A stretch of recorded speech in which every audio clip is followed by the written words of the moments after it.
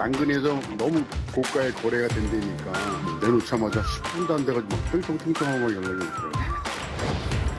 운영하고 있는 제품 같고요. 셰프가 최소 한 달 이상 왔어요. 저는 지금 금보다 더 올랐어요. 은이 단위당 가격이 좀 싸게 느껴지는 거예요. 금을 사는 거를 못 사는, 포기하는 사람들이 은으로 많이 몰렸어요. 은이 금값입니다. 도대체 그게 무슨 말이냐고요? 올해요, 금보다 은이 가격이 훨씬 더 많이 올랐답니다. 한참 금값 오른다, 금값 오른다 저도 말씀드렸었는데 올 초 대비해 금값이 무려 54%나 올랐는데 은값은요, 금값 저리 가라였습니다. 71%나 올랐습니다. 그래서 아까 제가 은값이 금값입니다 말씀을 드린 건데, 현재 은 현물가는요, 온스당 57달러 수준이라고 합니다. 50년 사이에 세 번째 호황을 맞이한 거라고 하는데, 은은 금과 비교해서 가격 변동성이 굉장히 큰 또 네. 광물이라고요. 이게 금속이라고요. 그래서 이게 악마의 금속? 네.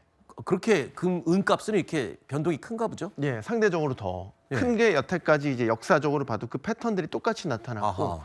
금이 오르고 나서 그 다음에 은이 오르는데, 은이 그렇게 따라서 오르면 변동폭이 더 크게 오르는 이런 경향들을 계속해서 보여왔고, 이번에 좀 더 뚜렷하게 나타나고 좀 더 길게 나타나는 지금 특성을 보이고 있는 거죠. 네. 그래서 우리가 습관적으로 금은동 하는데, 투자 수익률만 보면 금은동이 아니라 은금동입니다. 예. 은금동 해야 되겠네요. 네, 은금동 해야 됩니다. 네. 이제 왜 그런 은값이 더 탄력적으로 오르냐, 몇 가지 구조적인 이유가 있어요. 일단은 최근에 주식시장이 조금 흔들리니까 역시 대체 투자 자산인 금과 은에 다시 관심이 집중이 되면서 네. 금값도 좀 많이 올랐어요. 온스당 4,200달러 다시 그렇죠. 넘었고, 은도 같이 따라 올라가는데 은이 더 크게 올라가는 이런 현상을 보이고 있거든요.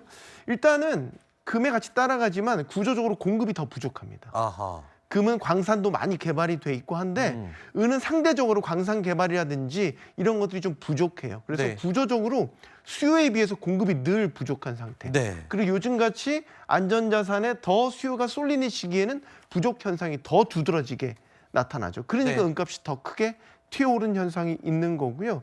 그다음에 금이 많이 올랐잖아요. 네. 여전히 사람들의 생각에는 은이 상대적으로 저평가되어 있다는 인식이 더 네. 뚜렷하게 자리를 잡고 있어요. 네. 그러니까 지금은 금보다는 은을 사는 게 더 수익률이 좋을 거야라는 기대 심리까지 작용이 되는 거죠. 알겠습니다.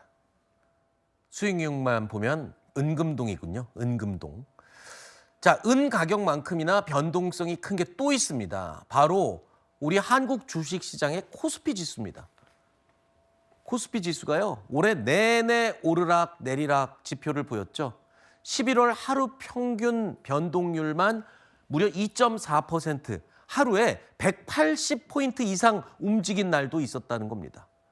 자, 이렇게 증시의 변동성이 큰 이유, 도대체 뭔가요? 그리고 이렇게 변동성이 클 때 주식해도 되는 건가요? 상당히 위험하죠. 그죠? 예, 위험하고 뭔가 해놓고도 불안하죠. 그렇죠. 그러니까 보통 이렇게 변동성이 커지면 일단 예측이 어렵잖아요. 네. 위로 갈지 아래로 갈지 예측이 어려워지니까 투자자들 관점에서는 불안감이 더 커진다라는 거고, 왜 그럼 이런 변동성이 나타날까? 일반적으로 주가와 지수의 흐름을 판단하는 데 있어서 불확실성이 커질 때 네. 이런 변동성이 커지거든요. 예를 들면 거시경제와 관련해서 변수들이 많아지고 있다. 지난달 볼까요? 금리 내릴까 안 내릴까 조금 불확실해졌죠. 네. 그다음에 미국 연방정부는 최장기 셧다운 이 그렇죠. 진행이 됐죠. 이러니까 모든 경제 지표들이 발표 안 됐죠. 깜깜이 상태였죠. 그러니까 예측 힘들어지죠. 그러니까 뭔가 불확실성이 커지니까 네. 사람들이 뭔가 불안해하면서 이런 것들이 주식시장에서 변동성이 커지는 결과로 나타나게 됐고, 그러니까 어떻게 보면 지난달에 크게 불거졌던 AI 거품론도 네. 사실은 이런 불확실성이 기인한다고 봐야 되겠죠. 그거를 우리 시장으로 적용을 하면 그 영향이 더 커졌다라는 네. 걸로 볼 수 있는 거고, 우리는 여기에 환율 변수라든지 네. 아니면 관세 변수라든지 이런 것들이 더 더해지니까 변동성이 더 컸던 걸로 보입니다. 자, 이렇게 우리나라 주식시장이 변동성이 너무 크고 변수가 많다 보니까 불안하신 투자자들, 미국 주식시장, 해외 투자로 눈을 돌리시는 분들 많죠. 이미 많습니다. 서학개미라고 부르지 않습니까? 그런데 정부가요, 증권사들에 대해서 일제 점검에 나섰습니다. 내년 1월까지 증권사의 해외 주식 판매 실태를 점검하겠다, 이렇게 밝힌 건데요. 증권사가 해외 투자 위험을 제대로 설명하고 있는지 이 내용을 점검하겠다는 취지라고 합니다. 그런데 해외 시장에 투자하고 있는 이 서학개미 투자자들은요, 이번 정부의 일제 점검이 영 탐탁지가 않다는 반응입니다. 왜냐하면 국내 주식 투자는 좋은 거라 권장하면서 해외 주식 투자는 왜 나쁜 걸로 보게 만드냐, 뭐 이런 얘기입니다. 정부에서 점검을 한다고 하면 투자하는 입장에서는 혹시 이게 중세로 뭐 이어지거나 또는 갑자기 이제 하나의 뭐 서학개미가 되게 나쁜 프레임을 이렇게 씌워가지고 그런 식으로 뭐 일종의 더 안 좋은 어떤 규제나 이런 게 들어올까 하는 그런 생각이 드니까 그런 기사를 봤을 때 좀 불안한 마음이 드는 것 같아요. 해외 투자 실태 조사 점검을 한다? 글쎄요. 정부에서 갑자기 서학개미들, 네. 얼마 전에도 그랬잖아요. 마치 뭐 서학개미들이 환율을 부추기는 것처럼 네. 이렇게 이 얘기를 하기도 했었는데, 한마디로 해외 투자를 좀 이렇게 부정적으로 보는 건가요? 저 걱정하시는 것처럼? 일단은 아니라고 계속 해명은 하죠. 그렇죠. 그러니까 해외 주식 양도세 강화하는 것처럼 이야기했다가 화들짝 해서 아니라고 바로 해명을 했고, 이번에 이제 증권사 소집해서 실태 점검한다.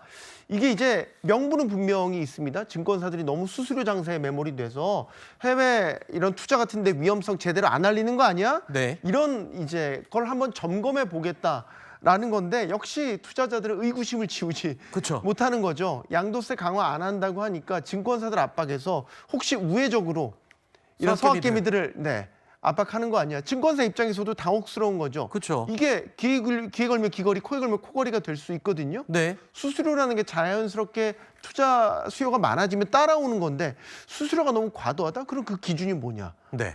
이건 사실 어떤 잣대로 들이댔냐에 따라서 네. 굉장히 좌지우지 될 수 있는 부분이기 때문에 네. 증권사들도 사실 당혹스러운 거고, 그다음에 여기서 지금 통합증거금제도도 손보자, 네. 이 얘기를 계속해서 하고 있잖아요. 이게 결국에는 환전 수요 때문에 환율이 자극받는다, 이 얘기를 계속해서 하고 있는 건데, 이 기준도 그럼 바꾸면 어떻게 바꿀 거냐, 여기에 대해서 되게 업계 내에서도 의견이 분분한 상태입니다. 네. 그러니까 여기도 불확실성이 커지는 거죠.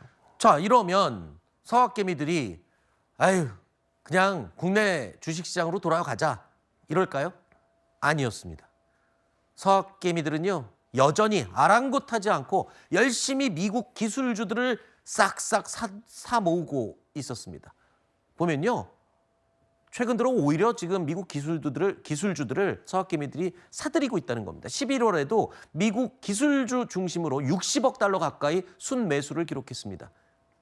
2달 연속 큰 폭의 매수세를 이어가고 있는 건데, 엔비디아, 알파벳, 메타 뭐 이런 기술주들은 아주 돈이 쏠리고 있습니다. 이유가 뭘까요?